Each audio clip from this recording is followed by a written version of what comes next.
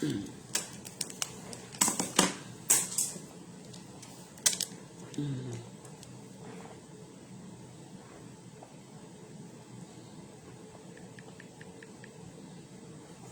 single day I'm with you.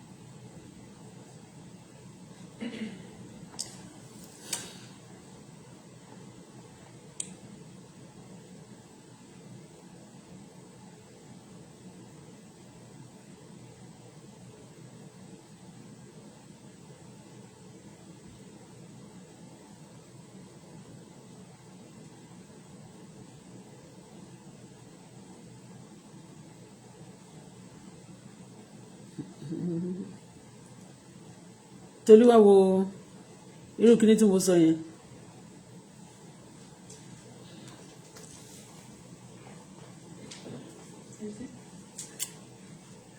I want to show you. Show me. Eh? Mi mọ̀, but show you kíní yẹn. O ti rí. What is it? O rí belt ni àwọn.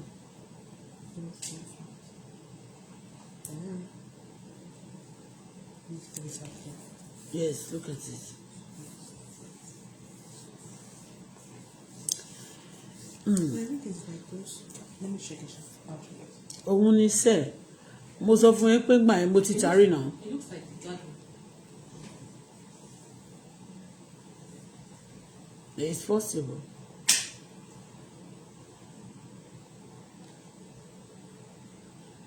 Attention. Attention, attention.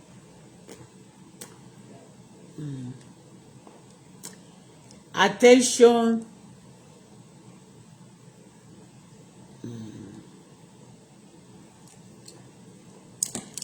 You see, updates. I want to. Báwo ni kámẹ́rà ìwúwo ṣe jẹ́ kójú mi pupa? Mi ì pupa bẹ́ẹ̀ yẹn dà. Abó rí mi.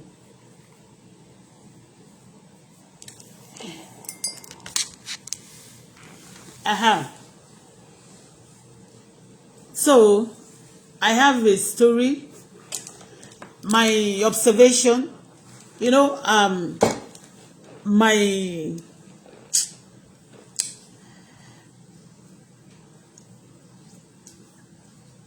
opinion these days. I want to, a lot of them that actually being happy, they are very happy. They torture and some people are fighting secretly, which internationally, they are not taking the case to the courts. And they are not taking it, it's not official, but some people are in the system of Canada. In our system, don't let me say the system of Canada. Our system here, because I'm in Nigeria, and right now, also a Canadian. So, immediately I stop my video now. They tag me, I don't know, and you know what? If I don't feel like, I don't listen to a lot of people these days. It's not because I am wicked, but I know I've tried a lot. I've tried a lot, and people turn me down, and I faced trouble. Despite the father of my baby, I mean, my money was stolen. A lot of things they dealt with me. And even Kuma, they killed the father of my baby, joined. I move on, and I've tried to just move on. I don't want to listen to people what they say again. I don't want to bother myself on some things because maybe in future we can have justice over them. And people want to force me into some issue. They want me to be speaking. I don't want. And if I refuse to speak, they torture me as if I'm the one sending some people actually to commit some crime. And whatever I do, they read me to it. But I'm very, very sure that one day, so when I stop my video now, when you look at it, I think I came out last it is on Sunday, yeah. On Sunday is not far. Some people can even vacate on media for like a month. Nothing will happen to them. But if I'm not talking, they will create one problem, or they want me to be coming out and be giving story of bad testimony. And there is some people want to be using me to be counting scores. All the people they are using on the media, you can see they pay them. Yeah, all the people they are using, they pay them. Nobody paid me. And even the money they've stolen, they have not given me. All the evil thing they have done to me, together with my daughter as well, nobody have apologized. And I'm telling you, I just want to waive it. And I don't want to be wasting my saliva by coming out and fighting for people, even when nobody fight for me. I fought with God.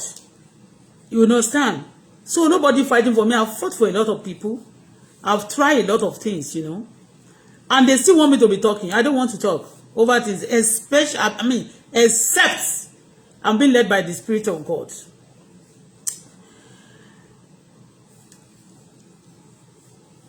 When I move from, I'm telling you, I want to say this. When I move from Quebec, I move is not because of, God have been saving me, but there's a language difference, and which I believe, my belief is, Canada is one. Although they have different law in every different province, And I'm trying my best to be the best of me. But people are looking at me as if I'm not anybody's problem. But if a lot of people send me message, they'll call me at times, do you know anybody in this place? What is happening here? They ask me questions, I wave some things. Because I don't understand what people really want, okay? They trouble me like when problem to one again. When people are having problem, when they are facing trouble, they will make sure I face trouble here. And the people who are actually fighting secretly, tell me, I want to ask you, even when President to one lórí oyè, President Bola Ahmed Tinubu respect sao. Si ọmọ wọn bá wá sí Canada leni, àti àwọn boy kó má tiẹ̀ jẹ́ biological children wọn. All the boys tí àwọn tó kàn jẹ́ pé mọ̀ wọ́n, kì í ṣe boy kì í ṣe àwọn important people bẹ́ẹ̀ bí àwọn ọmọ àwọn kan tí ṣe pé you understand tí wọ́n bá rí wọn tó bá wá sí Canada wọ́n ò disturb wọn. Many of them they travel abroad, they travel to US, they travel to Canada, travel every to anywhere they want. Nobody disturbing them. I don't know why people now see me like their own problem. I don't know why people now see me as if, okay, we can actually do anything to this person. And again, if I should come out today and start saying bad thing about Alhaji Aliko Dangote, they say, hey, every time she praise people, she always go after the person again. I'm trying my best because many people have tried to frustrate me. Because when I finish now, they send me a video. They send me a video, the person on media. I don't know this person. And I'm not ready to support anybody. You see, when I came on social media, I complained about what people did to me. Nobody supported me. But people want to force me to support them. If I refuse to talk, they haunt me, they trouble me, they send people in the system to torture me. This is pure wickedness, Leo. If I don't talk, you say that I don't talk. When I preach the gospel, it will look sound somehow to you. If I don't preach, you said I'm praying secretly. I don't pray against anybody. I'm praying to God just to bless me, to bless my daughter. Avenge me. Me ò dárúkọ anybody.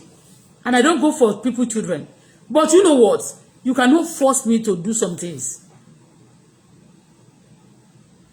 That is it. You cannot force me. Hey, now, somebody tagged me a video. I saw it. And the person started cursing on Alhaji Aliko Dangote.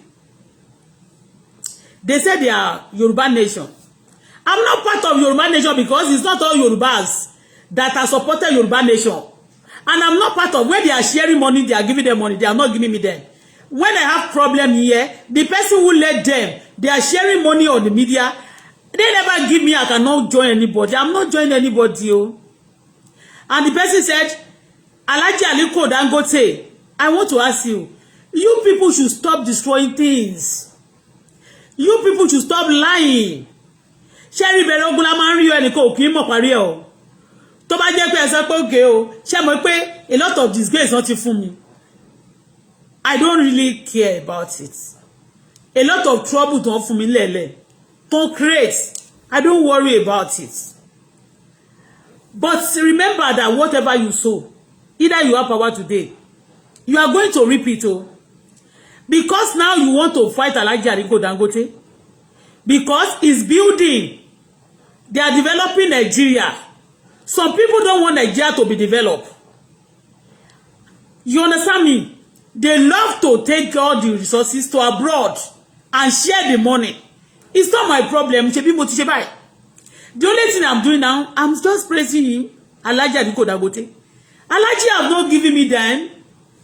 And people will be telling me, if you are marrying Alhaji Aliko Dangote, won't you pay for your house? It's true. But do you want me to praise him and fight and support him when he things not right? And now that he starts getting right, you want me to come and be talking about so that you'll be telling me that I'm against the progress of people. You just want me to lift him, to just drop him. For some time now, I stopped talking about him. When I stop talking about him, even praising him, all my entitlements that I'm supposed to have gotten for January, February, they refuse to release them to me. I'm supposed to start school January. I'm supposed to start that school January. The school fees, the school loan, they need to give to me. So that I need to receive just for little for me to relieve also. They refuse. They delay. They said the school, I have to wait for another time. You understand? And I did that exam before I could qualify for that college twice, and I paid for the exam. I paid to me for the exam, for me to, I paid for the exam. And after getting the exam right, and I was now given the admission, do you understand? People now frustrating it for me not to go. They're busy blocking me, and they will tell me I'm not doing anything.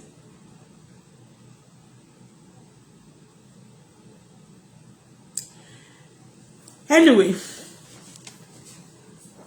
you want me to drop Alhaji Aliko Dangote? I'm not going to drop him.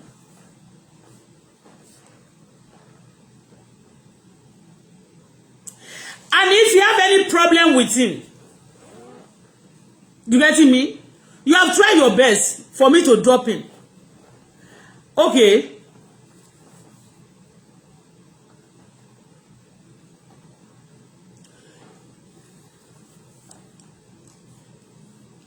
Lifting him. What is your headache towards that? I don't want to live my life to please people. I don't want to live my life just to be directed by people.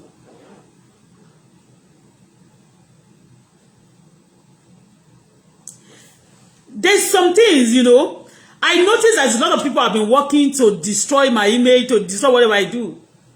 If I drop him now, they say, oh, because Alhaji Aliko Dangote says there's no problem now, he's selling now, he's making money now. That's why I start going for Alhaji Aliko Dangote. And I didn't do that. And you torturing me. If you want to fight Alhaji Aliko, what did I cause? What did I cause for you guys? I want to say this. I don't know the people, but I call you coward. Okay? Anybody torturing me in the system of Canada? Anybody sending the message for overseas from my country? Because I know the message is being sent by many people. If anybody sending message to torture me as the problem I never created, you are a wicked soul and you are a coward.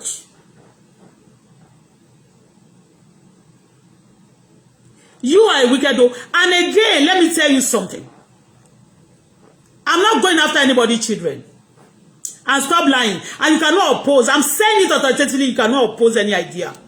Any idea. You cannot force anything on me. Nobody can force anything on me. I have my right to live. And I have my right to do what I like. So far, it's not affecting the system. And I'm not doing against the law of the system. If I lie today, if because I said I want to be, I joke at times that I cover my hair like a... I live in Dubai. When I live in Dubai, I dress like a Muslim. You know, when I put on my shorts, I love short dress before. I love short dress. When I put on my short dress, and I put abaya on it, I cover myself with it. You said a lot of people have been abusing me. I shut up. Okay? Don't stop fighting me. I'm not creating any problem for anybody. Today, I pray for people. I shut up my mouth. I never create any problem for anybody. And if you see me like your problem, I pray God Almighty will be your problem. I'm not a problem to anybody. And I promise I'm not going to be a problem to anybody. All what the enemy have done to me. Do you know what? Because I came out, I was smiling. They were expecting me to cry. What they did to me today, they want me to be crying. For days now, I didn't come out. You don't know. At times, even if I'm sick, you believe that if anything happened to me here, nobody will ask you. If you kill me, if you do anything to me, nobody will ask you, right? That's your belief. Ẹni tó bá tẹ ìjẹ olódodo sílẹ̀ olódodo sílẹ̀ kò ní sinmi. Ẹ lọ bèrè lọ́wọ́ ẹni tó bá mọ̀ sọ.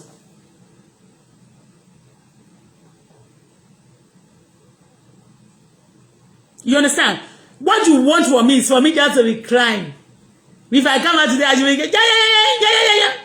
I've learned to smile over it. And I teach my daughter to smile over any problem they give it to me. To give it to us. We smile over it.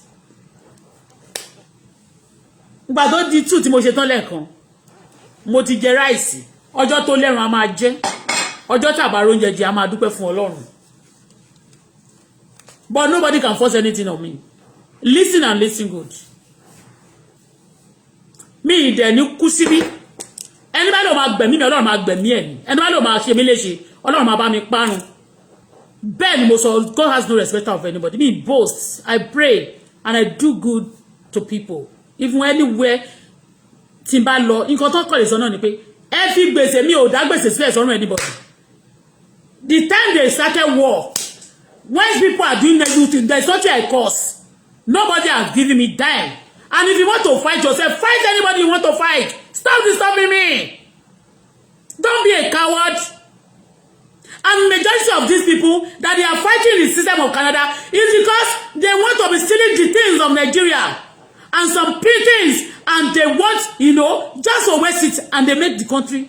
What is my problem? Face yourself now. What is my problem? Somebody called me, tagged me that video, and they said they are Yoruba Nation. Let me call you out. Let me call you out. I'm not afraid of any bullshit. Let me call you out. Those days that before the Yoruba nation started, are they crazy? When I was crying here, how many of them support me? You don't support me. Even before Sunday Igboho was released, I speak for him. Did he ever speak for me? Before he was arrested, he was a friend to Esabod, and Esabod sold him out. He wanted him to die. After releasing him, before they released him, to even go to Germany, I was the one that I speak for him. Did I call them to be doing whatever? I'm not involved in anything. Don't disturb me. All right? You cannot force anybody on me. And you cannot force me to celebrate any bullshit. And if anybody, I'm telling you, you are a coward. Some people say they are protecting me. You are not. Stop disturbing me and call it protection.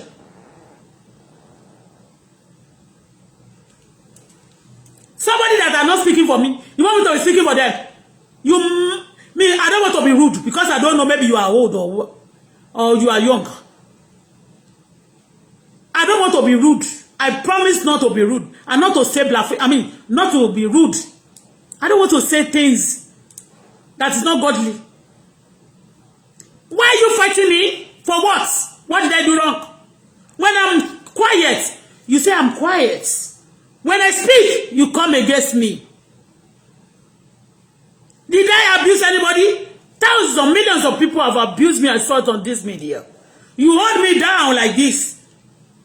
The most hate person, you hate me so much.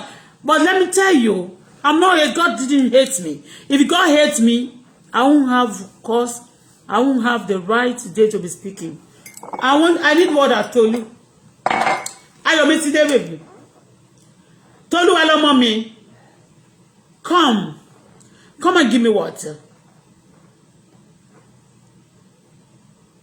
The person tagged me and started saying they are killing Baba Tinubu sold Nigeria, Yoruba people to Fulani. It's Alhaji Dangote Fulani. How many? Okay, you said all the Yoruba. Okay, sorry. My daughter said I'm making noise. I'm sorry, sweetheart. Just come here to. Let me cool down first. My daughter is controlling. It's telling me. He said I should cool my voice. My voice is. Emma bínú àbí mo tún ti sọ pé ọṣẹ yìí Kadori lọ́ṣẹ yìí. Mo tún sọ pé Kadori lọ́ṣẹ yìí. Ẹ kàn sọ fún gbogbo àwọn tó jà mí lólè. Àtẹni tó bá bàbá ọmọ mi ṣé Yorùbá ni. Ṣé Hausa ni wọ́n ni ṣé Fúlàní ló pa. Gbogbo àwọn èèyàn tó fi ń gún ọṣẹ lẹ̀ Yorùbá yẹn ṣé Fúlàní ló fi wọ́n gún ọṣẹ. Stop deceiving yourself. Go to America. When you get to America, one man, Jebu man is there. He has 3 airports, like 3 or 4 airports in America. He's not even, he's a Nigerian man. From Africa, he has in another continent, he has a lot of things. He's ready in that country. In America here. That's why God bless America for me. You know, when I say God bless some people, it's not because of anybody. I used to see good on people. Good on people. I don't see their bad thing. They tag me. They started saying that, hey, Baba Tinubu sold Nigeria, Yoruba to Fulani. You Yoruba people. But so somebody that built company. You just want to be dancing up and down, eh? You want to be dancing. We are dancing. The person that is don't die on Fulani, rí pé Alhaji Dangote tó ń sin màlúù. Alhaji Aliko Dangote tó ń sin màlúù ni. Alhaji Aliko Dangote ṣe bí Kano ni, àwọn Kano go wọ́n ta màlúù. Kano people don't sell màlúù. They sell green brocade. They sell gold. Àwọn ló kọ́kọ́ bẹ̀rẹ̀. They sell gold. Nígbà yẹn, wọ́n máa ń ta gold torí wọ́n wá sílùú wa. Kòkó, wọ́n ṣòwò, oníṣòwò ni wọ́n. You started tagging me. Yeah, Baba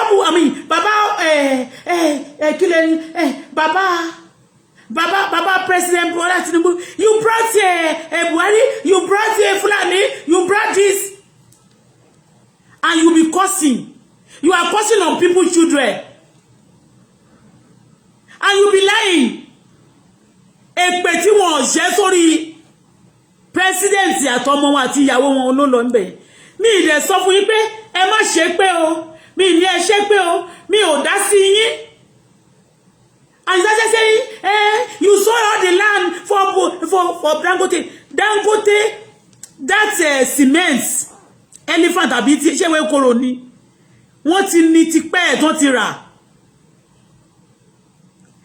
other country yẹn náà wọ́n ní company ńbẹ̀ America ńbẹ̀ yẹn ọmọ Ìjẹ̀bú ní company ńbẹ̀ why tẹ́ fi wà ẹ̀yin Yorùbá wọ́n bá yín develop ìlú yín bẹ̀ yẹn ṣé gbogbo àwọn tó dẹ̀ ń ṣiṣẹ́ níbẹ̀ yẹn ṣé kò sí Yorùbá ní gbogbo ibi tí wọ́n ti ṣiṣẹ́ yẹn àwọn iléeṣẹ́ tó kọ́ yẹ kò sọ́mọ Yorùbá tó ṣiṣẹ́ ńbẹ̀ ẹjọ́ mo fẹ́ bẹ̀ yín torí Ọlọ́run kí ló tẹ́ ẹ fẹ́ kí iléeṣẹ́ wà Nàìjíríà gọ̀. You see, I have a lot of things gbogbo yín náà tí mo ń dodge yẹn I'm dodging all of you because I don't want problem ní tí n bá sọ nǹkan n tá bá sọ lẹ máa rí mú o lẹ máa mú dání báyìí bíi pé lọ́pọlọ tí yèmí lẹ ń ṣọ́ kiri mú dé ti dákẹ́ mi kí ló dé tẹ́ ń disturb mi why táyà yín fi ń jábẹ́ ṣe rí mi bíi threat lè force anything on me I don't want to eat poison àwọn kan wà nínú ilé ayé poison ni wọ́n jẹ́ kí ló tẹ́ fẹ́ kí n gbé Alhaji Aliko Dangote sílẹ̀ kọ́ sọ pé mo mú àmúbọ́ mi ní má mú pọ́ mọ́ mo ti romance wọn kí lẹ tún fẹ́ gan-an a bá wọn gbàdúrà gbogbo ìlú sí wọn ti dialogue wọn láwọn ò ní jà mọ́ wọn láwọn máa submit gbogbo weapon wọn kí ló dé tẹ́ fẹ́ káwọn èèyàn máa jà why do you want fight ṣé wọ́n fi ṣe wá ní sọ pé wọ́n fi ṣe yín. What did I do? If you want to fight President Tinubu, you'll be fighting me here. When you want to fight Dangote now, Kuma my begidana, you'll be fighting me. Kí ni mo ṣe? What else? Ṣe bí ẹ sọ pé wọ́n ń pín nǹkankan. President Dangote. Ẹ má bínú. Alhaji Aliko Dangote lọ wo iye rice on pín. Mi ò bínú pé ẹ̀yin ni wọ́n pín rice fún àwa là ń lift yín sókè. Mo tún ní God bless you all. Kẹ́kí tún sọ pé fọ́lọ́run bá yé àwọn tó pín ráìsì jẹ fún ni nígbà tó ní wọ́n pín ráìsì fún yín look at it wọn ò fẹ́ mi ṣé tó pẹ́ kàn rí mi mo jáde mo rẹ́rìn-ín ẹ̀fẹ́ rẹ́rìn-ín ẹni bá ń wá ikún mi Olúwa pa wọ́n lẹ́kún gbogbo ẹni fẹ́ kí n máa sunkún tọmọtọmọ Olúwa pa wọ́n lẹ́kún pa wọ́n lẹ́kún pa wọ́n lẹ́kún pa wọ́n lẹ́kún Olúwa pa wọ́n lẹ́kún.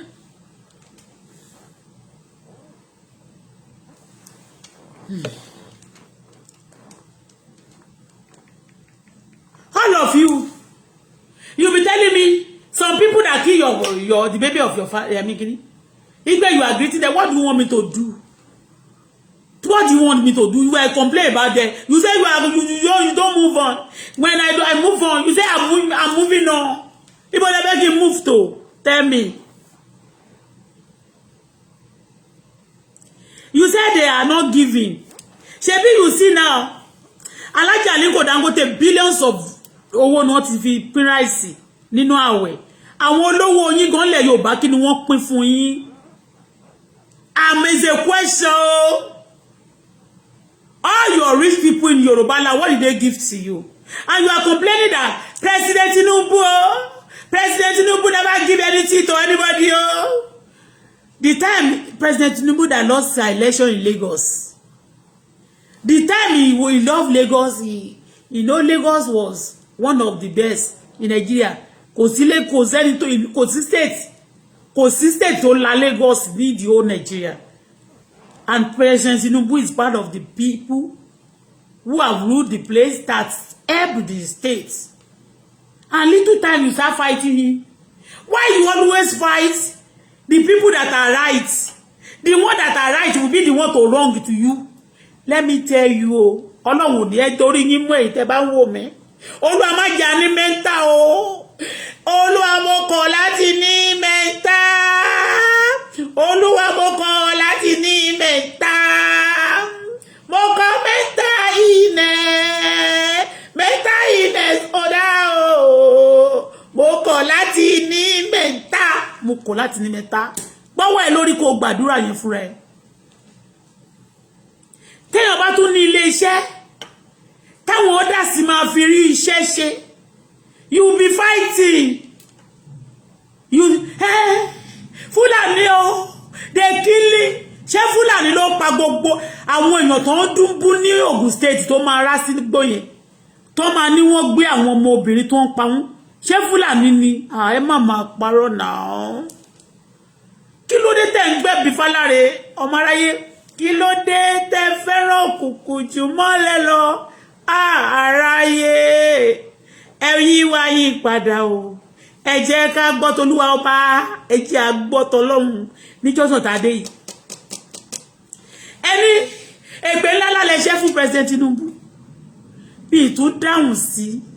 Ẹ máa bú èmi náà. Tọ́wọ́ ẹ bá jọ̀wọ́ èèyàn tí ò bá dáhùn. Ẹ̀rù ìjà ló ń bà. Ẹ̀rù yín ò bà mí ṣùgbọ́n mo kàn pé wèrè lọ́kọ ìyàwó ni kẹ́ jẹ́ arímú mi. Ẹ fi Dangote lẹ̀ sórí platform mi. Ẹ ṣe àrí tó bá gbọ́n fún mi lówó. Ṣé mo máa pariwo tó ń bí? Kí ló dé tí mo fẹ́ kí oréré kàn mí? Kí ló dé tẹ́ fẹ́ kí n ṣe dáadáa? Ẹ fi Dangote lọ́rùn sílẹ̀. Ire ló ń ṣe. Ta ló ṣe burúkú nínú Dangote? Hey God, me, I don't want to talk. Mi ò bẹ̀rù ọ̀rọ̀ báyìí. Ṣùgbọ́n kó ní kálukú face wa láti. If you want to fight, don't carry me along. I don't want to fight. You want to do riot? I don't want to do riot. If I want to do riot, I will not be on the media and be camera me. I'll be on the ground. If you want me to join your rally, pay for my tickets and let me come. Maybe I will not. If they burn anybody well, pay for my ticket for me to come and join your rally. If I will not go, I will not come. But sitting here, struggle to pay data, eating the sufferness, you prepare for yourself, not me.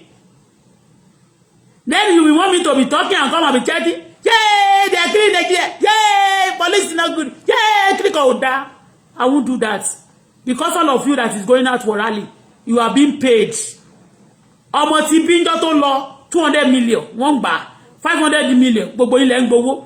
Wọ́n sanwó sọ́dọ̀ wa ń bí. Bá lè ṣe máa gbowó tán tẹ́ máa fẹ́ máa gbé. Ẹ máa fẹ́ kí máa gbé gùnù kẹ́yìn máa gbowó.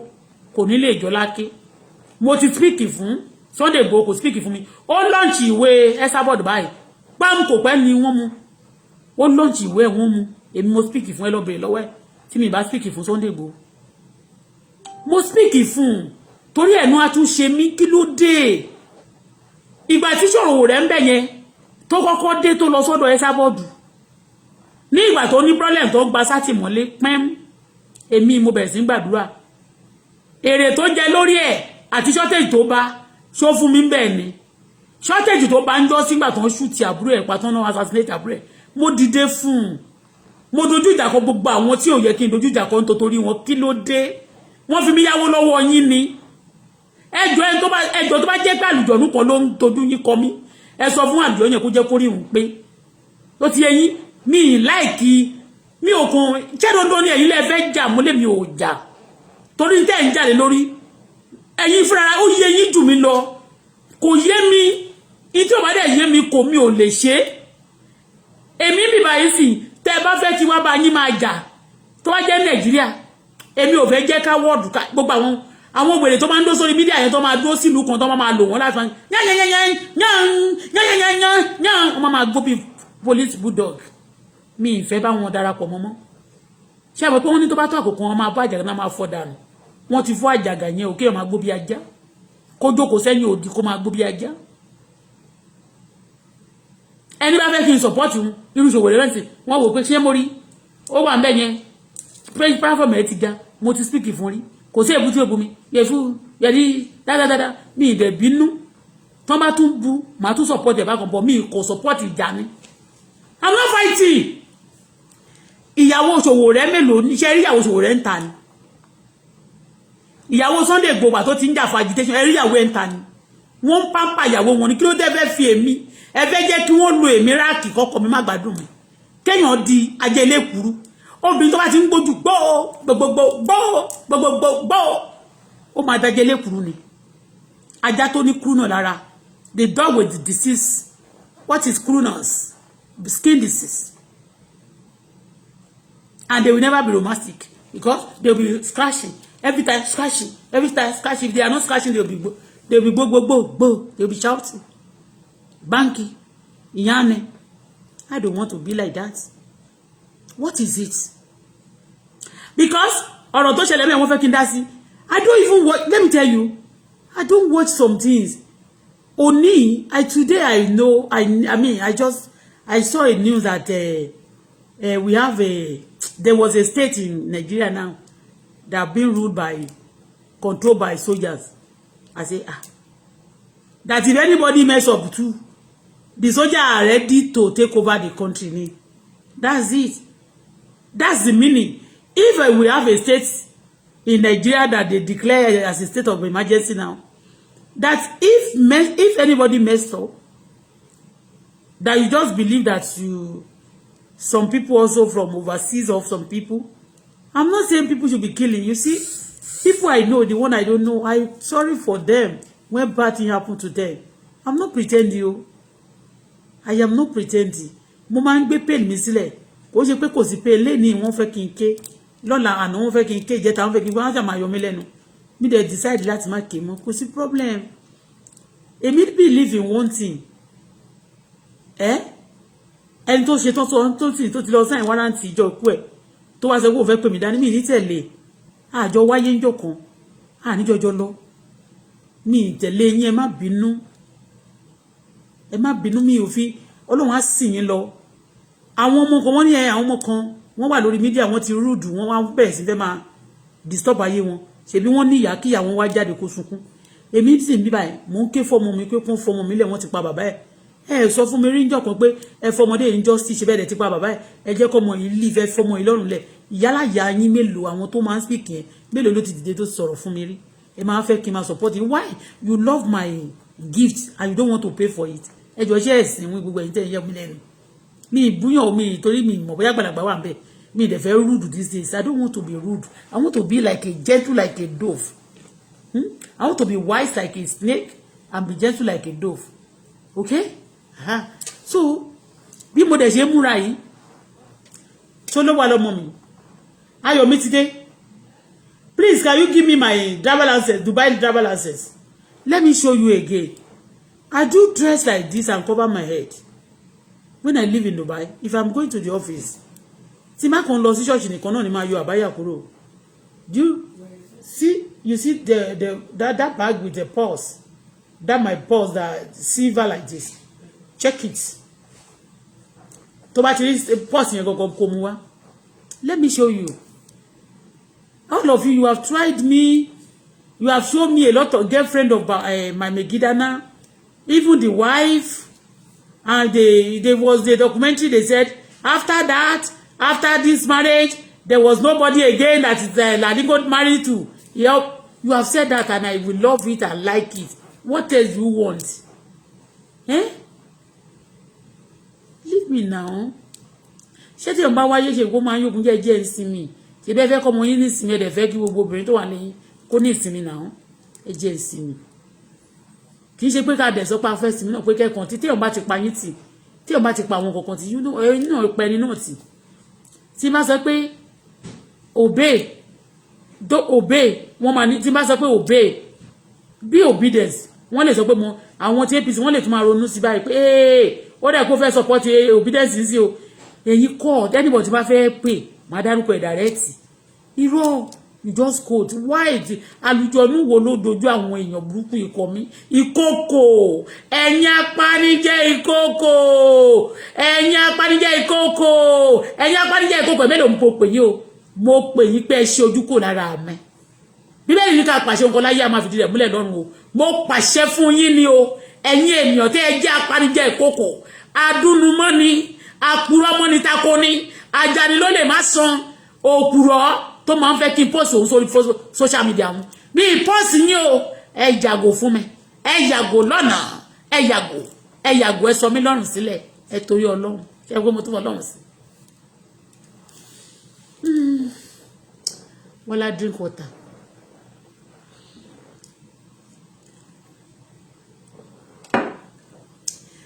Blackmailing wọ́n máa bẹ̀rẹ̀ sí blackmail sí o.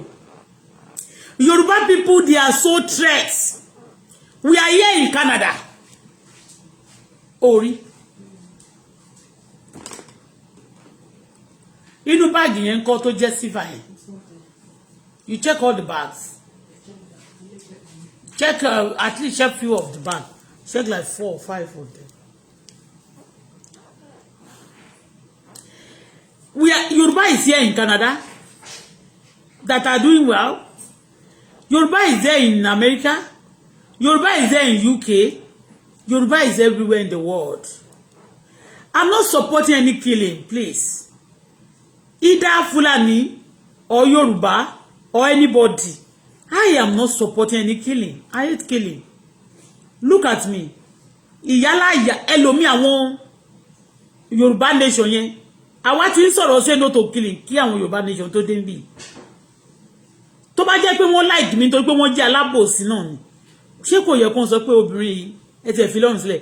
But ní ìgbà yẹn ẹ mọ̀ nǹkan tó ń ṣe fún mi. Gbogbo majority àwọn tó wà nínú agitation yẹn.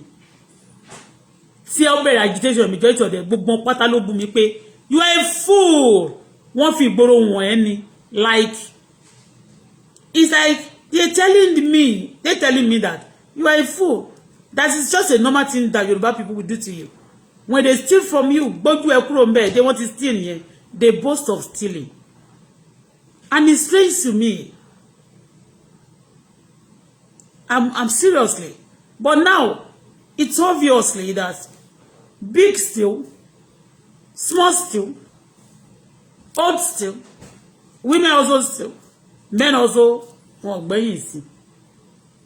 A ti move on. Ó ti yé. I move on. And tó bá dẹ̀ yẹ pé mo sọ pé mo fẹ́ wá sí Nàìjíríà, ẹ má bẹ̀rù mi tí wá sí Nàìjíríà nsìn ṣé bí bó ṣe ń gbóná yẹn.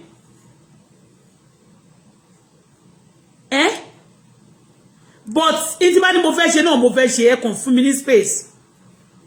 Àtẹ̀yìn alájàlẹ̀ náà wàrà yín má máa gbọ̀n tó bá wá sí ẹ mọ̀ pé tí station bá pọ̀ lára èèyàn jù ẹ fẹ́ pa ni Ọlọ́run ni ò pa mí ẹ̀yin ẹ ti pa ọ̀tá mi Ọlọ́run ló dé mi sí mi ìdẹ̀ ní kú báyìí ẹ ti gbọ́ mi pa èèyàn o go and check you used to say that let me see maybe I will see ẹni yẹn bóyá ẹ máa rí pé come and see the way he was cursing on people's children and people be clapping for them.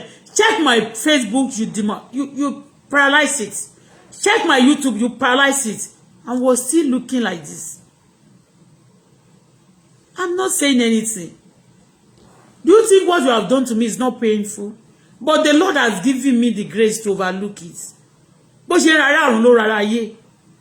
Ogun tó jà mí Ọlọ́run á bá mi á jẹ́ kó rẹ̀ wọ́n. Ọlọ́run á beat wọn. Á nà wọ́n to stew. Á nà wọ́n á jẹ́ kí gungun ọ̀rọ̀. You check all bag. Okay, check the document bag. I saw it there. Yeah.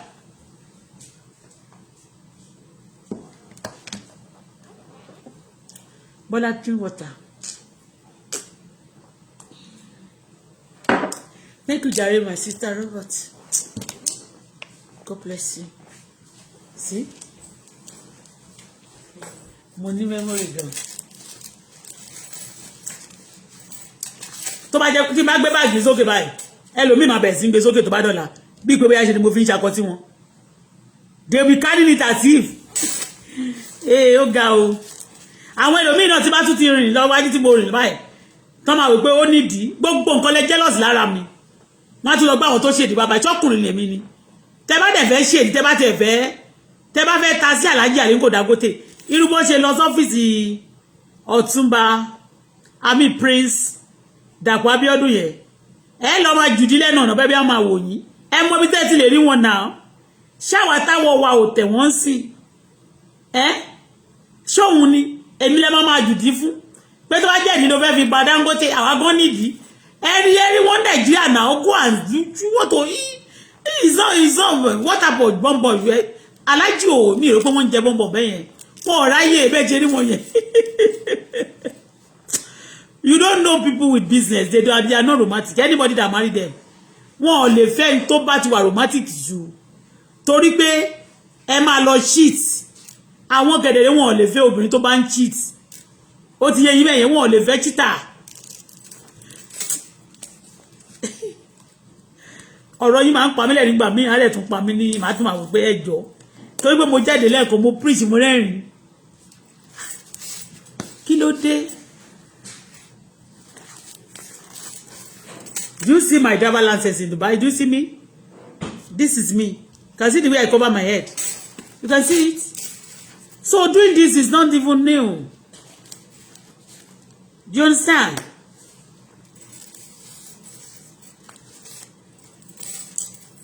Keep wig tó dé. At least 32 years ago mo ti ń lò. But mo ṣá sọ pé màtí mo lọ MFM mo gbà nǹkan tí mo fi wig sórí. Dr. Luke, Dr. kí lorúkọ wọn? MFM. Baba MFM.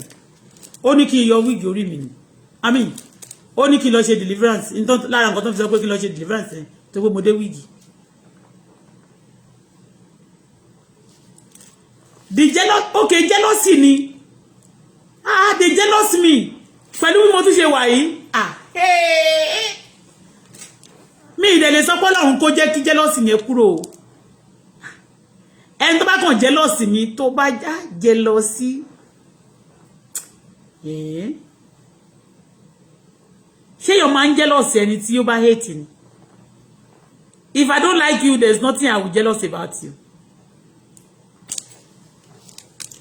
If I don't like you, there's nothing I'm jealous about you.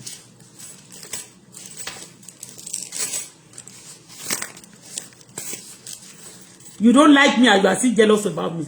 Ó yẹ tẹ́ bá ti like yín, ó yẹ kí ẹni yẹn gbogbo tó bá ṣe gan, you know. Máa wo àwọn èèyàn máa wo bí 1000 àwọn wo chat mi. Wọ́n dẹ̀ fi àwọn 50 wọ́n dẹ̀ like sí. Máa dẹ̀ wo àwọn ẹlòmíì kedere 2000 people tó wò mí yẹn ní like ti tiwọn àti kíni. Ẹlòmíì gan like ti ẹ̀ lásán ó wọ 30,000. Mo dẹ̀ ti ní like 1 million rí. Gbogbo gbà tí mo ní like 1 million yẹn gbà wọ́n ṣẹ̀ṣẹ̀ dá mi lóró. Ẹkún mi tí mature ngba yẹn. Mo mature náà but mo kàn wí pé ó bá sunkún dọ́là 10 wọ́n mi lè ti dájú tó bá gbọ́ pé ọ̀dájú lè nìyàn.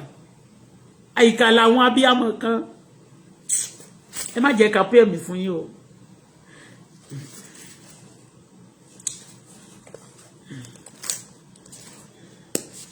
You want me to drop Alhaji Aliko Dangote? Ah, it's Tinubu that brought Buhari. He brought this. Ah, what about Bati? Wọ́n pa the most nicest person, the most nínú àwọn military gbà yẹn. Muritala ni the whole world record him as one of the best tabani in Nigeria. They kill him. He's from Kano. What is Kano people do to you, Papa? Oh yeah, this hope is a canary. Folashade too is a Kano wife. Oh yeah, mi ò lò Carolite o. Ẹ̀yin tẹ́ ń lò Carolite. Ẹ stop láti máa lò Carolite. Canary ni kẹ́ lò. Canary. Oh yeah, Canary. Oh yeah, Canary. Oh yeah, ẹ pàtẹ́wọ́ fún Kano. Oh yeah, pàtẹ́wọ́ fún Kano. Ah, Canary. Kano. Ẹni bá yọ mí lẹ́nu. Wọ́n ti ní ká tẹ́bà torí mi ò fẹ́ bínú. What you don't notice about me? Honestly speaking. Ọjọ́ tí mo gba májẹ̀mú náà. Èmi ò sínú àwọn tí ṣé mo pé mi ò gbowó láti gbàdúrà fún yàn àbí láti ṣe anything. Ní inde wáyé wájìyà o. Ẹni bá ní jìyà láyé wo má jẹ́ ntàn ẹ́ o. Ẹlòmíì máa ń ṣe nǹkan sílẹ̀ lónìí máa wí pé òun lágbára kò sí nǹkan tó lọ́nà anybody ò lè mú. Ọlọ́run mú yàn o. Tó bá ti fẹ́ràn ọmọ tó bí yẹn ṣe dáadáa láyé o.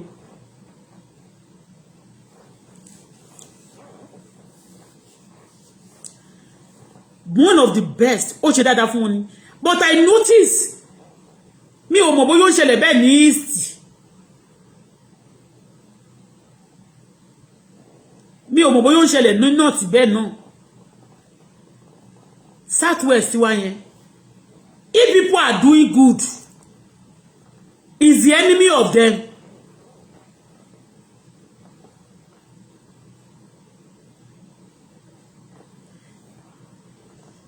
I don't know. Mi mọ̀ nǹkan tí ṣẹ́rí mi ò mọ̀ aṣọ tá tún fẹ́ dá fún ọ̀rọ̀ yìí o.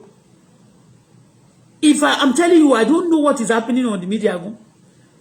I am just dodging it. I'm not afraid of people. but I'm dodging it. Mo kò wí pé ó dàbí pé wọ́n set àwọn kan bẹ́ẹ̀ ni pé ẹ lọ para yín o. Mi ò dẹ̀ ráyè gbogbo yẹn mọ́ torí ẹjọ́ tó wà níwájú Ọlọ́run kọjá ẹjọ́ sìgá àti igbó. Ó yẹ ọṣẹ Kánò lélẹ̀ Kanórì lélẹ̀ lórúkọ ọṣẹ yìí ń jẹ́. Àbí bó ṣe kéré ìbáyìí náà ó tún bá yín lẹ́rù. Ìyá ọṣẹ tó ti ń dẹ́rù bá yín. Ọṣẹ kékeré ti ń dẹ́rù bá yín.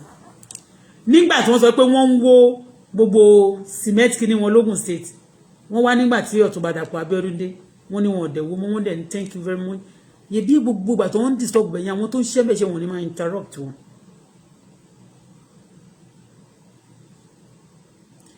Àwọn kan tó dẹ̀ jókòó yẹn selfish people ni o torí pé wọ́n tún wá ń jàdù I'm the richest I'm the biggest I'm the this. Ẹ fi àwọn ọmọ Nàìjíríà lọ́rùn sílẹ̀ let the poor breathe. Bàbá Aliko Dangote yẹn wọ́n sọ pé àwọn lówó kán máa wọ lẹ́sì kiri bóyá torí ẹnu ọ̀tẹ̀ ṣe fún wa lówó pé ká lè wà ọ́n pù ó láṣọ sílé o. Ẹ̀yin wo tún nìyẹn ẹ̀yin wo tún ni ó ní spam bóyá tá a tún gbé sétí hello ta tún nìyẹn hello hello hello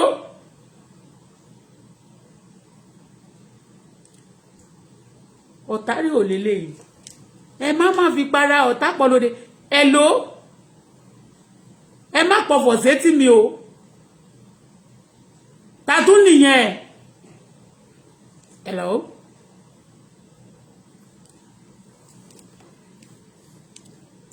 ẹ máa pa o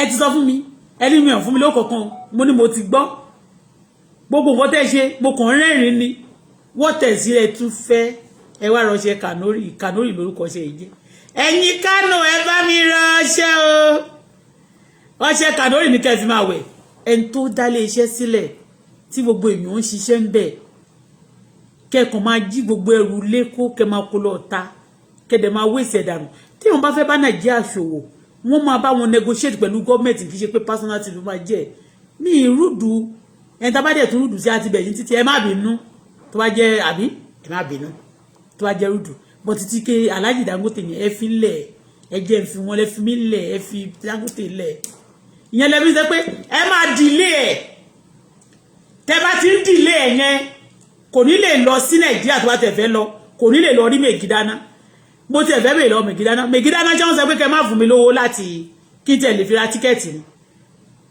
àbí báwo ni wọ́n sọ pé kọ́ má fún mi lówó ń bí àbí kò tiẹ̀ yé mi kí lẹ̀ ṣe mí jẹ́ kí n tún kọrin Àmínú mi ì kọrin yẹn inú òbí mi ò wọ́n mi kọ́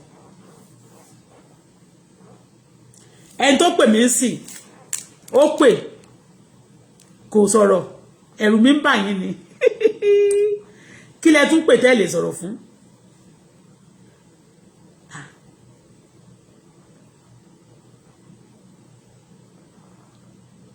ó ga o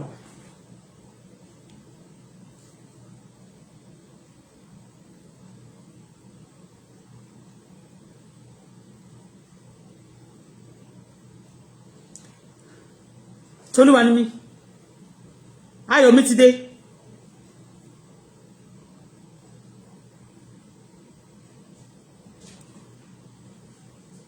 sorry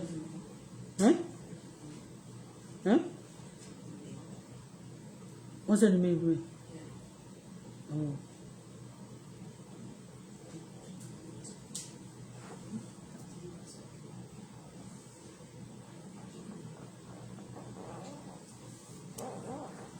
bóyá wọn ló pè é sí one number call me zero Ontario but the I said low is not picking abi go with this one take the quickly okay. Maybe I'll do that the one calling bóyá kò máa rí pé kó o sọ̀rọ̀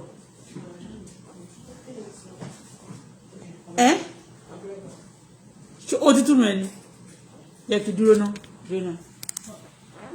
No. Jorojo, what is it? What is it, Jare? Eh? Over give up pariwo. You know my voice like thunder. All right, yeah. Eh? Why now? Alhaji Aliko Dangote Megidana, ẹ jẹ́ kí n sọ nǹkan kan fún yín ẹ̀yin èèyàn. Ẹ má máa ba nǹkan t'Ọlọ́run bá ẹ̀bùn t'Ọlọ́run bá fún yín, má máa bàjẹ́. Tẹ́ bá ba ẹ̀bùn t'Ọlọ́run fún yín tó ẹ̀tọ́ ilé ẹ̀ máa jáde tẹ́ bá máa pariwo. Ebi wà o. Ẹ wo bọ́n ṣe nígbà tí bàbá Muritala dé nígbà yẹn. Oh, that's Refusal. Thank you, ma. Nígbà tí bàbá Muritala dé nígbà yẹn. People, because they want to actually do good to all Nigeria, they finish him up. Ta ló fogun jà yín? Ẹ gbàdúrà. Mo ti gbàdúrà fún Nigeria. Mo dẹ̀ ń gbà. A fẹ́ kẹ́ bọ́ lọ́wọ́ ogun. Òun nìkan tá ń ṣe. Níjọ́sí, nígbà tí wọ́n ń tepo fún Alhaji Aliko Dangote, tó wọ́n gan, má tún máa sọ fún wọn pé ẹ mú wálẹ̀ o. Wọ́n ń gbépo yẹn wálẹ̀ lójoojúmọ́ náà. Wọ́n ṣe po, wọ́n ní December tàn ṣe tún cry fún ẹ mọ́. Ìlú tó lépo, tẹ́ máa ní first scarcity. Every time ṣe tún ní first scarcity mọ́. But some people who are actually eating from that bad omen, they hate things that are good. They are sponsoring war. And that's why here nobody will give me money.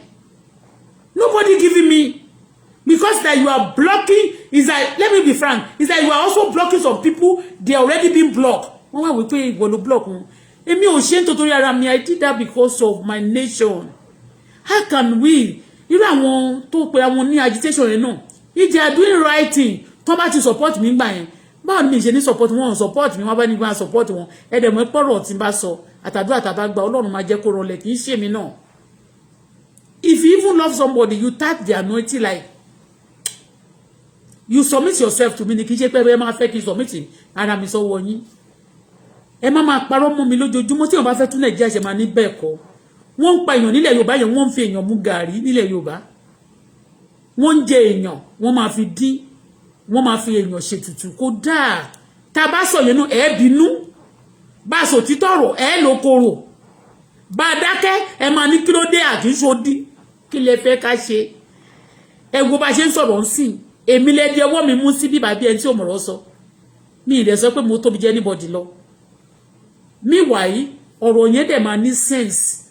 Ó wà meaningful than some nonsense tẹ́ bá máa promote. Mi tún bínú. Ṣé orílẹ̀-èdè home is not built in a day? Àwọn Paris tó kọ́, òyìnbó tó kọ́ wọ́n mọ̀ tán sọ. When you start, ó máa dàbí ogun. Tó bá yá, ó máa dàbí ọ̀rọ̀ ẹ̀rọ. Ó ní àkọ́kọ́ kéwú a máa dàbí ogun. Àṣẹ̀ṣẹ̀ bẹ̀rẹ̀ a máa dàbí ìyà.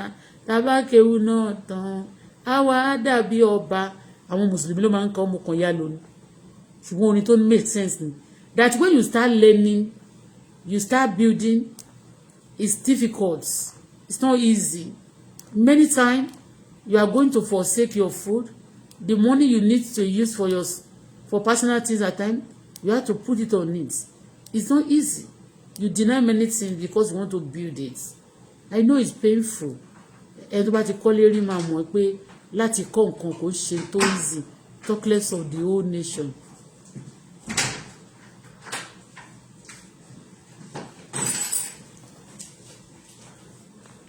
Instead of the whole nation, yes, fi scissors again. Don't stress yourself. Instead of the whole, instead of the whole, talk less of the whole nation. Ẹ má bínú, kì í ṣe instead. Talk less of the whole nation. Kò easy. Be patient. Àní kò tẹ́ bá dẹ̀ fẹ́ sọ náà. Ẹ jẹ́ ká fi ọ̀wọ̀ sọ fún wa. Tí ọkọ bá kéré bí ológìnní bá ọkọ lórí aya. Bí president bá ti wù kó kéré tó, òun náà ló rule Nigeria. Respect when you want to register your mind. Do it with respect, please. If some of us have we don't know how to put things before. Let us learn now. Akọ́nígbà yẹn pé lékeléké mọ́ba lórí igi o, igi gbogbo ìmọ̀ tẹríba fún o, Bọ́lá dàràbà ó di tí ó e. Ọ̀rọ̀ máa ń yọ bìlápò, ọ̀rọ̀ máa ń yọ ìdà nínú àpò. Èmi gangan yìí, ṣó yẹ kí ìyà jẹ mí bí ó ṣe jẹ mí? Ṣó yẹ kí èmi máa béèrè fún owó? Àwọn ọmọ APC jà mí lólè burúkú.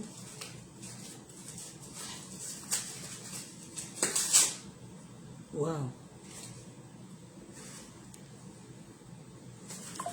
So, ṣó yẹ kí ìyà jẹ ọ̀tá mi báyìí? Ṣó yẹ kí ìyà jẹ mí báyìí? Ṣó yẹ kí máa pariwo mi tí ṣe báyìí, mi tí ṣe báyìí, ṣó yẹ kó rí bẹ́ẹ̀? Wọ́n jà mí lólè mo fi wá bí. And again mo fẹ́ kẹ́ fi ọ̀rọ̀ mi ṣàìkọ́gbọ́n. Ó lè jẹ́ torí ọ̀rọ̀ mi gangan ni Ọlọ́run tún ṣe ń fi ìyà jẹ gbogbo orílẹ̀-èdè Nàìjíríà. Because báwo lè yọ ṣe máa ṣe nǹkan tó dáa tán máa gbé ẹ̀bi fún, tẹ máa gbé àre fún ẹni tó jẹ̀bi. Ní ìgbà tí ẹ expect great things from our president now, tẹ́bílì kò yẹ kó ti yá jù bẹ́ẹ̀ lọ tí ò wá yá. Ẹ jẹ́ kí gbogbo wa tú ìwà ara wa ṣe. Ẹ jẹ́ kí gbogbo wa ronúkúwàdà. Torí ronúkúwàdà tẹ́rí yẹn kò sí nínú ìsàòkú o.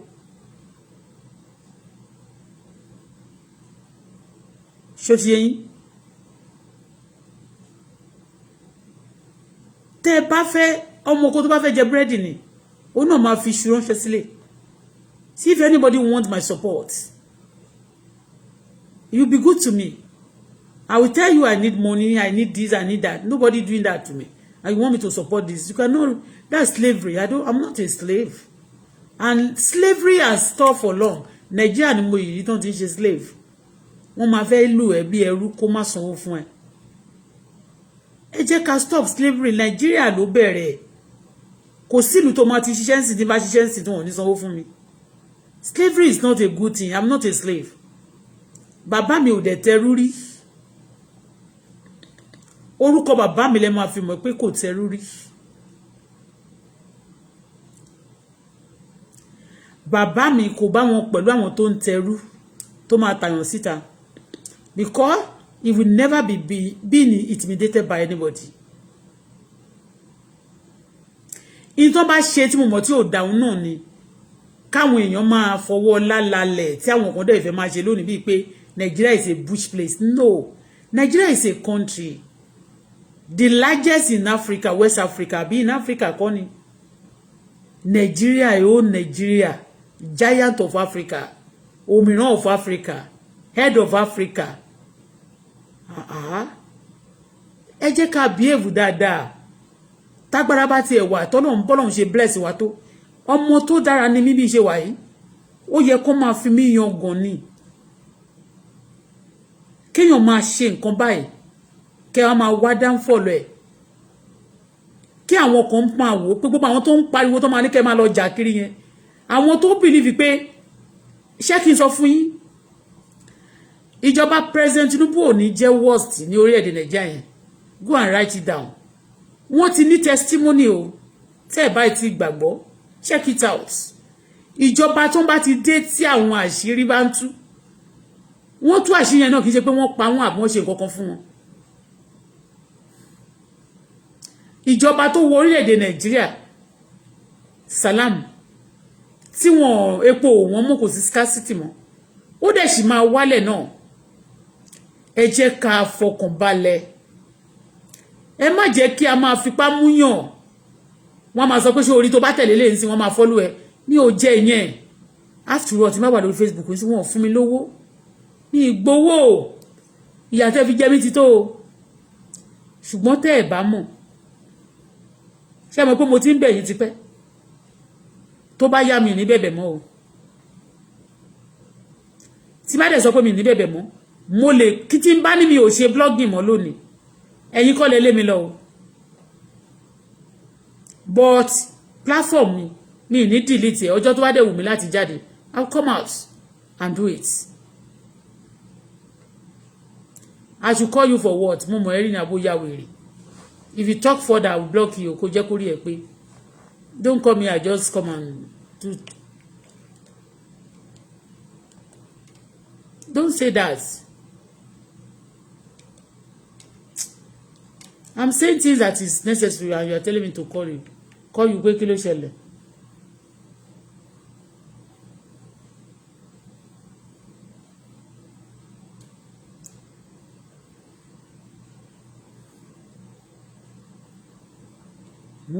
Mo fẹ́ wo bóyá mo rẹ́ nìyẹn. Mo bọ̀ ṣó lélẹ̀. Àbó òun ó dẹ̀ pé lè ni mo fi ń wò lẹ́ẹ̀kan.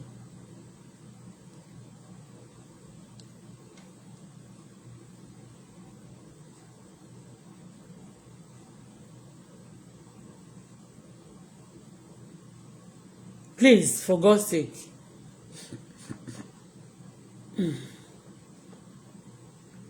Ẹ ti gbọ́, mo bẹ̀ yín nítorí Ọlọ́run. I'm begging you in the name of God. Ẹ ti gbọ́ bẹ́ẹ̀ yẹn. Ẹ máa sọ pé ẹni yẹn mo fẹ́ play, I will share the video. Tí mo dẹ̀ pé fóònù ni mò ń lò yìí. Lẹ́ni yẹn sọ pé Fúlàní ń pa àwọn èèyàn. What of àwọn tó ń pààyàn ní Yewa gbogbo àwọn ọmọ tó ń mú yẹn? Èyí tó gé orí èèyàn sọnù. Ọmọ tó gé orí èèyàn wọ́n mà ní wọ́n ti fi sílẹ̀. Ọmọ tó gé orí èèyàn ní orílẹ̀-èdè Nàìjíríà tó gé orí èèyàn nílọrin yẹn. Wọ́n náà ti fi sílẹ̀, wọ́n ló ti sá lọ́gbà ẹ̀wọ̀n. Bóyá irọ́ bóyá òótọ́ àmàmọ́. Ibẹ̀ kan láti gbọ́ pé àwọn kan pa èèyàn 36 àbọ̀ ọmọ 35 ńjọ́ sí. Àwọn ló tún máa bú ẹ ń bí pé you challenge them. Now they will be telling you that you challenge them that they kill. I don't understand.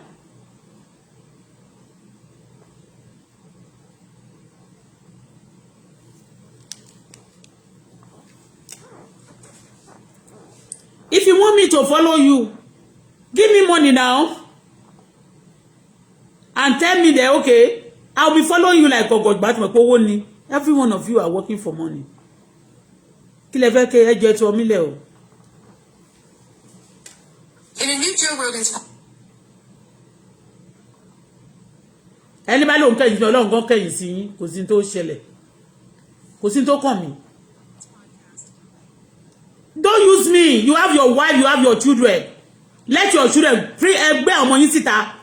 Everybody ṣe gbogbo ọmọ Èkó ṣe dà síta nígbà tó ń sọ̀rọ̀ àṣàkẹ́ńjọ́ sí. Everybody jáde wọ́n sọ̀rọ̀. Ẹ yẹ kó wọn síta kó máa sọ̀rọ̀. Mi iṣẹ́ tí ò ti jẹun ṣe mi a lè lọ hospital bí.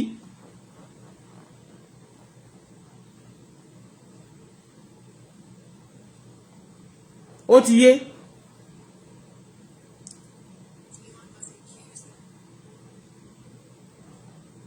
Ẹ jẹ́ torí Ọlọ́run. Alhaji Aliko Dangote o, he hold everybody. Ṣé Fúlàní wọ́n ń ṣe Fúlàní o. Ẹ jẹ́ torí Ọlọ́run mo bẹ̀ yín ni o. Ẹ jẹ́ kí ọ̀rọ̀ Nàìjíríà ń sìn. Ẹ̀yin Nàìjíríà tó bá dẹ̀ pé iná lẹ wà lábẹ́lẹ̀ tẹ́ ń ṣe pé kémi máa bá yín sọ̀rọ̀. Ẹ fún mi lówó. Ẹnu tí ẹnu bá jẹ ojúmọ́ àti ẹnu ò jẹ ẹ fẹ́ kí n kò má ṣiṣẹ́ ẹ jẹ́ torí Ọlọ́run. Mo bẹ̀ yín ni, mo bẹ̀ yín torí Ọlọ́run. Ẹ fi mí lẹ̀ for now. Ẹ jọ̀ọ́ mo bẹ̀ yín ni mi ìyájú o. Mi ìyájú Ọlọ́run gbọ́ kì í ṣe pé mo yájú. I'm just telling you mi ò ṣakọ́. Ẹ ti gbọ́.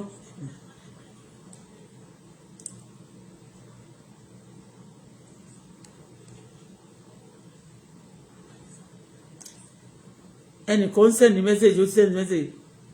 Ẹ má send message lórí nínú inbox mi. Please don't send message in my inbox.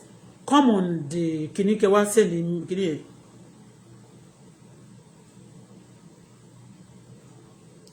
Ẹ ti gbọ́.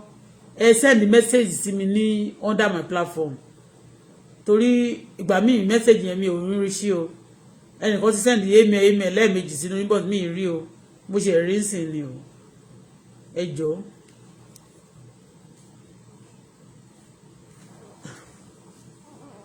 Ẹ torí Ọlọ́run ẹ sọ mí lọ́rùn sílẹ̀ o. Ẹ ti gbọ́. Ọ̀rọ̀ mi bí ṣe wà ẹ máa rò pé bí a mò ń wò yìí. Lẹ́nu ọjọ́ mẹ́ta mi ò sí lórí media mi ti ẹ̀ wo anybody. I'm just serious. Ó ti yé yín mẹ́yìn. ẹni tó bá fẹ́ lọ sí school náà máa serious. I'm serious about my life ẹ jọ̀ọ́ nítorí Ọlọ́run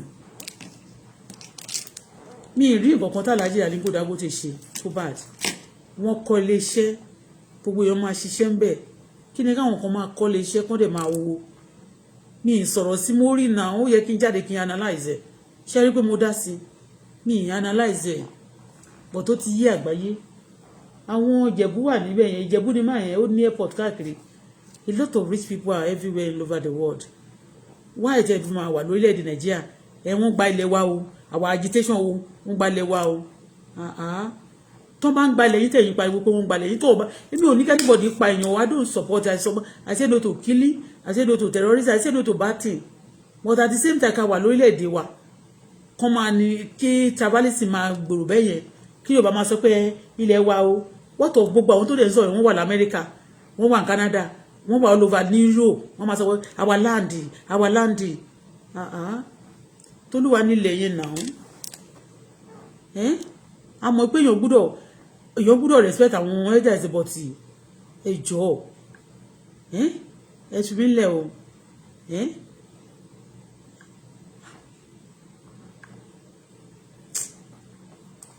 ẹ sọ mí lẹ̀ o ẹ jẹ́ kí n fi ìfọ̀kànbalẹ̀ fẹ́ ọkọ mi o Alhaji Aliko Dangote ẹ jọ̀ọ́ ayé yóò ní bàjẹ́ o ẹ rí pé mi jáde ní ìdájí yẹn mi jáde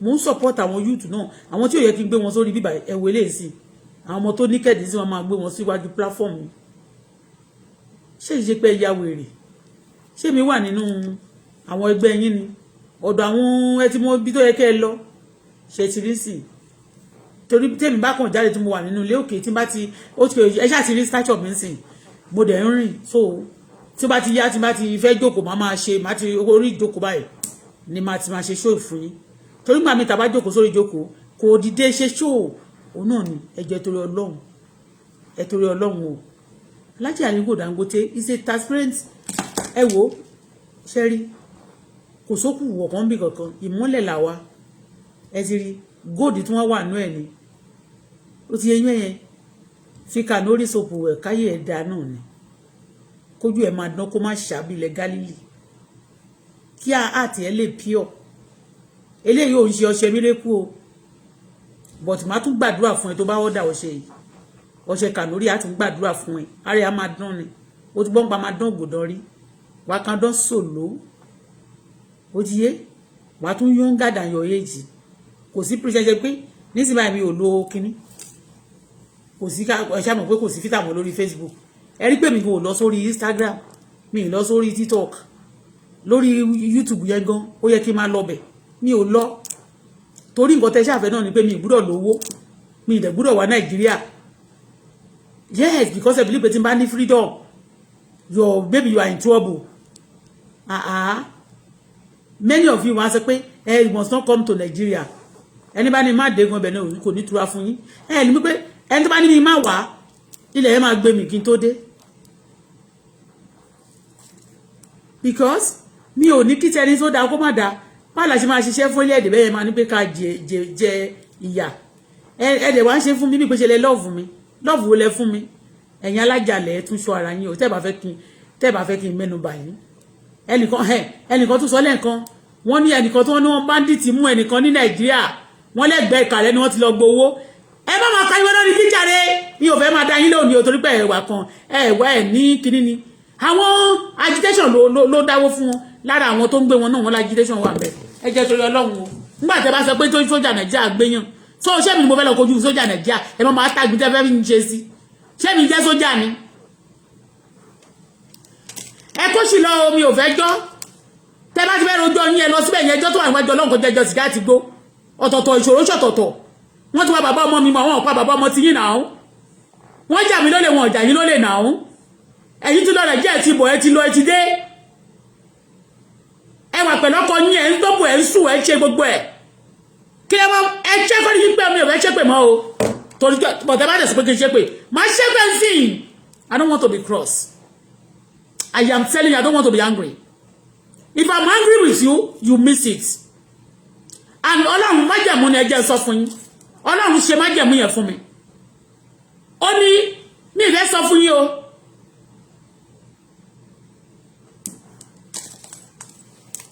tí n bá bínú bí mo ṣe wà yìí ó máa affect mi ó máa affect ẹni yẹn ẹni tí mo bínú sí ó máa affect ẹ gan tí n bá tó rẹ̀ nígbà mi máa sọ lẹ́rìn bọ̀ bí mo ṣe ń sọ̀rọ̀ sí inú fẹ́ bí mi torí pé tí n bá wò pé yín jáyé ti yín wọ́n fún yín lówó tí wọ́n bá tẹ̀ jẹ́ lọ Nàìjíríà tó bá jẹ́ tèmi wà comfortable ń bí ṣé inú mi ò tún nídùn ni wọ́n ò jẹ́ ìwà comfortable ń bí wọ́n dẹ̀ máa ní mi ìgbúdọ̀ dé Nàìjíríà gbogbo yín tó bá wà ń di ẹ̀ mi ò fẹ́ ṣépè mọ́ o mo sọ fún yín mo dẹ̀ gbé Dangote sókè nìyẹn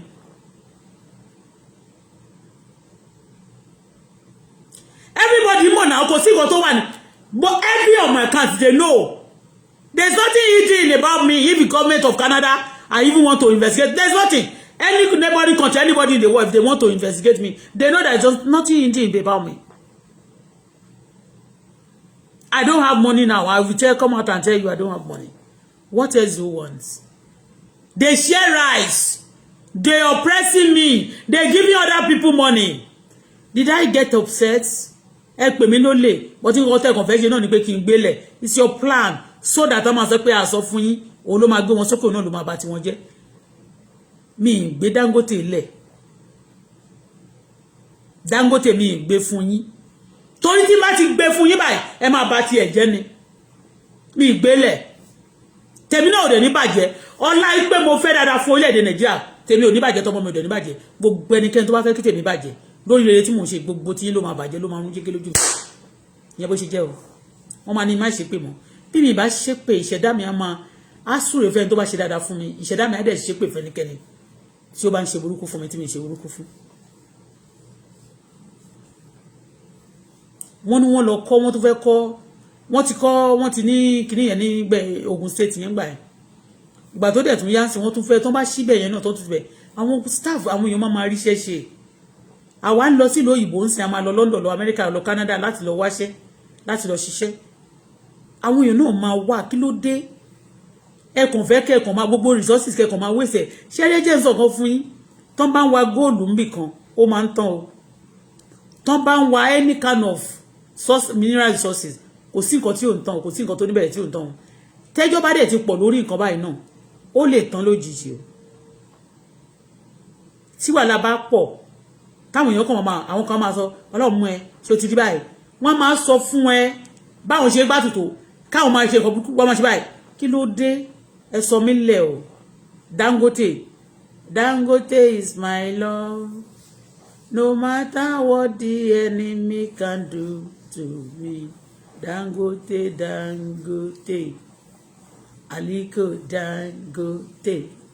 Aliko Dangote is my sweeter, is my love forever. Oh yeah, ẹ bá mi kọrin fún Aliko Dangote.